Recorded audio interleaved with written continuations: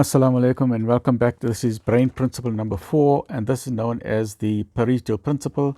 Very briefly, I'll just explain the two main diagrams in a Pareto Principle, and then we'll discuss the application, because every time I explain that whatever we learn, whether it's knowledge from your books or from video or from your life experience, always see how you can apply that knowledge in your personal life, because application is the most important point of acquiring knowledge.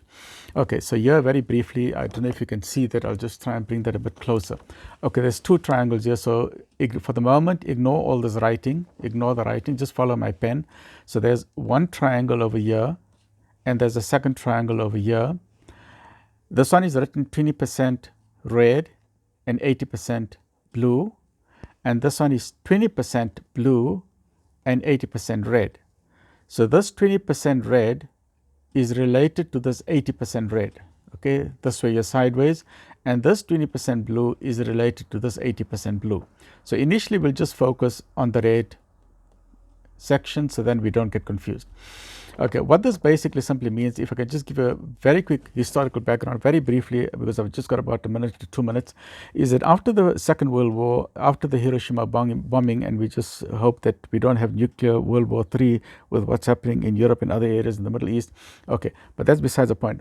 After World War II, Japan had a decision to make. After the Hiroshima bombing, they could have sought revenge and developed the military and say, okay, we want revenge, or they decided, let's have economic development and economic prosperity, and they chose economic prosperity. And I think we should do that in this country as well, because of various alternatives. They said, okay, let's grow our economy, and Japan has done a fabulous job of that. You can see the advancement in Japan, not only Japan but China and various other parts of the world, fabulous improvements. Okay, but part of that thing that they hired the best minds of the world to teach them or to help them in developing their economy. One of the persons that they brought on board is a person known as Joseph Juran, a person who is a master in management, and specifically TQM, which stands for Total Quality Management. And Islam teaches us about TQM, which is about quality and excellence, which is ihsan. So ihsan is about quality and excellence, because we are quality human beings. We are diamonds inside. People throw mud on us to try and cover the diamonds, and then we think we are second grade or third grade people. We are number one. You must always have in your mindset that you are a quality human being. So a quality human being must produce quality results. So what Joseph Juran did was he changed the whole mindset of the factories and of a mega business and mega corporation to bring it to a transcendental level. He brought the human element into the organizations, and he said, look after your people, train your people, and bring quality. When you train your people well, and that's where the balanced scorecard comes in, train your people and you have better products and you have a better customer service, you have more happier customers. But the main thing about the Pareto Principle is where Juran studied the works of an Italian mathematician and a statistician known as Vilfredo Pareto. And what Pareto found is that in Italy, 80% of the land was owned by 20% of the people. Nothing wrong with that. That's just the reality of things. So that in a bank, if you look at the bank, 80% of the money is owned by 20% of the people. That's just reality. There's nothing you can do about it. That's just a fact. So they applied that rule, and they found that in a industry or in a factory where there's a lot of problems, so say you have 100 problems coming in every day. So instead of trying to tackle the problems chronologically 1, 2, 3 up to 100, what they say is, okay, let's make a list of all the problems. Let's identify the top 20% of problems. When they identify the top 20% of problems, they only focus on those. It solved 80% of the outcome. So that's your cause, that's your outcome. 20% of things are responsible for 80% of the consequences.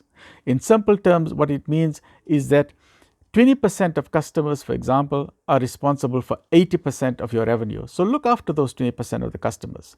So that's known as the other 80% is known as the trivial many. But then Joseph Juran later changed it to say, don't ignore your 80%.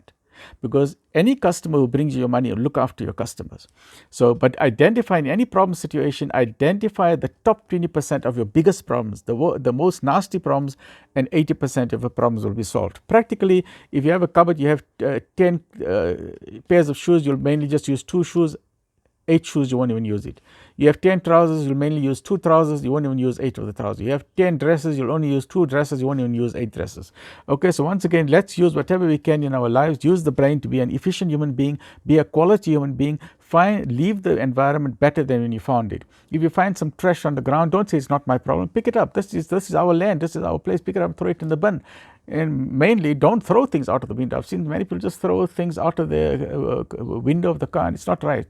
We must become quality human beings, and it depends on each person. Once you have a quality brain, you have a quality heart, then you become a quality human being. Okay, that is lesson number 4, and stay well and stay tuned for lesson number 5. Stay well.